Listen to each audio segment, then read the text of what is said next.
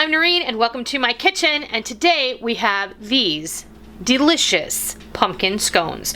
Perfect for Thanksgiving Day breakfast, an excellent option for just about any time. You can make a batch, you can leave out what you like, and you can freeze the rest. They thaw out and they reheat beautifully for later on in the week. So let's go see how these all come together.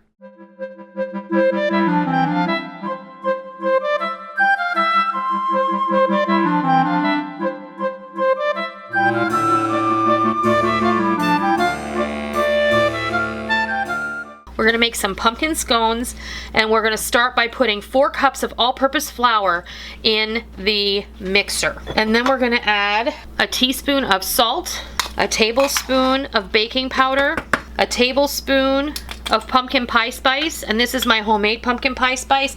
I'll link you to a video down below. A half a cup of packed brown sugar, and I'm gonna go ahead and give this a bit of a mix.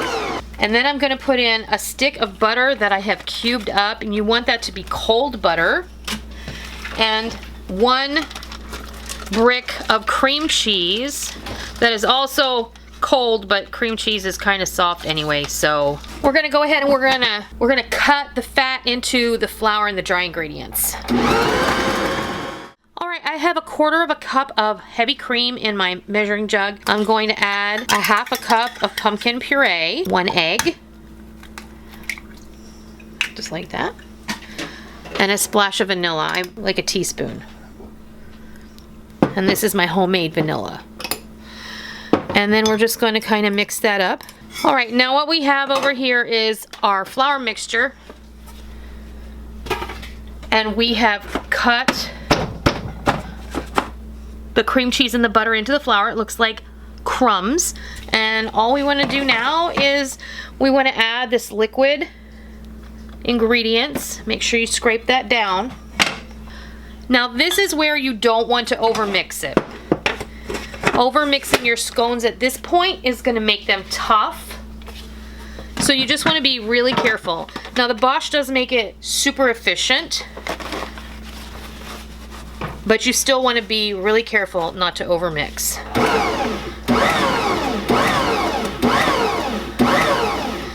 I'm just going to pulse it until it comes together.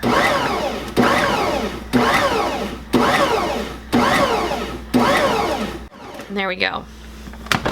Just like 10 pulses or so. I wasn't really counting. Okay, now I'm going to move the mixer out of the way, and I'm going to get this out of the bowl, and we will move on and show you what happens next. Alright, I removed our scone dough from the mixer, and it's kind of crumbly and it looks a little bit dry. But if you go ahead and you knead this a little bit, and just bring it all together into itself, it's going to be perfect. And I did put a little flour on the board. And just like when you make baking powder biscuits, when I've showed you how to do that, like buttermilk biscuits, I like to turn the dough onto itself a couple of times. This is a bit stiffer than your biscuit dough. And you want to make sure that the moisture is going to be well distributed among the dough. You don't want soft spots, and you don't want super dry spots either.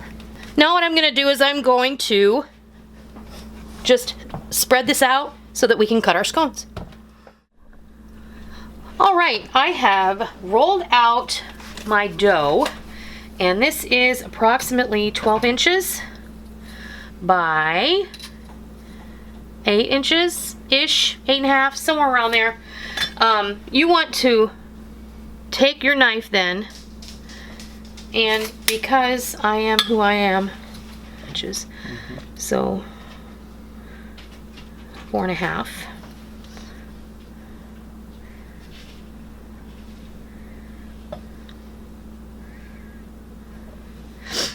And then we want to cut 3-inch squares across, so we're going to cut it 3, 6, and 9. This is why it's important to have a ruler in the kitchen.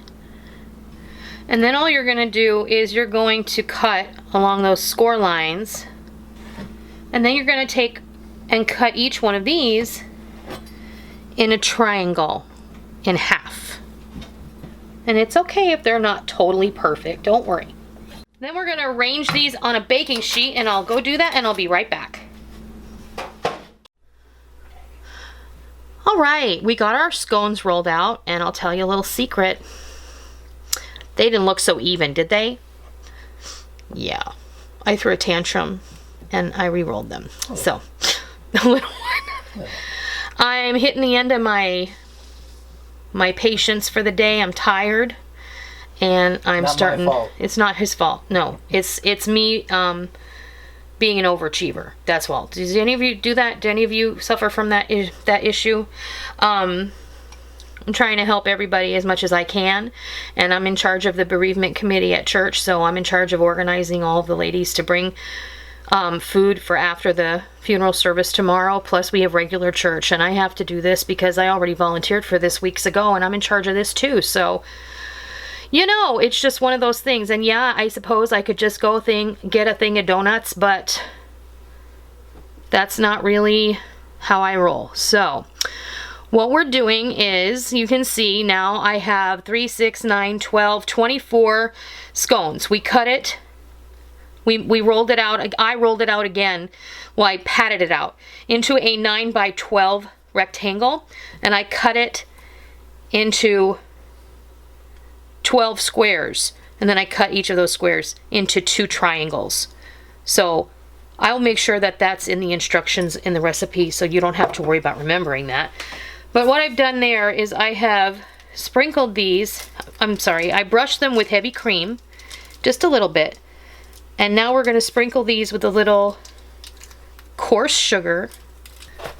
I have my oven preheated at 350 degrees, and we're going to pop these in there, and we are going to bake them for 15 to 18 minutes, or until they're puffed and slightly golden brown. And we'll be back when it's time to take them out. All right, I'm going to pull these scones. They're ready to come out of the oven.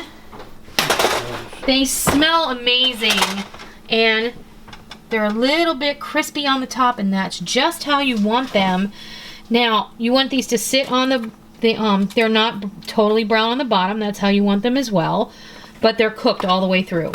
Now, you want these to sit on the sheet for 5 minutes before you move them off to a cooling rack. And there you have it, delicious pumpkin scones, ready for any time, but I think these would make a great option for Thanksgiving Day breakfast. These are going to church with us in the morning, and this is what we're going to be sharing for our coffee hour after service and our fellowship time with our fellow churchgoers. So I'm sure everyone is going to enjoy these, and I'm going to go ahead and I'm going to break one open for you. So these have a beautiful, crispy, coarse sugar crust, and they're going to be great. Look at how beautiful they are on the inside. They're moist and they're fluffy. And do you want to try one? Of course. This is based on my original cream cheese scone recipe with the addition of the pumpkin. These are the perfect autumn treat. Oh my gosh, they're so good. Mm-hmm. They're not overly sweet, but the pumpkin flavor does really come out in the scone. You're going to love these. I want to thank you for joining me today and watching me while I process, video this whole pumpkin scone recipe for you. It's not something I normally do like that anymore, but I'm so busy today, and I wanted to share these recipes with you, and I didn't want to have you guys wait because the time is upon us. If you did like the video, please consider giving me a thumbs up. And if you're not already, make sure you hit that subscribe button so you don't miss out on all the real food for real people, real easy recipes that we present all the time right here on our YouTube channel and straight from our kitchen. I hope you give these pumpkin scones a try, either before Thanksgiving or for Thanksgiving or any time you want to, because they're delicious. I hope you give them a try, and I hope you love them. And until next time, I'll see ya!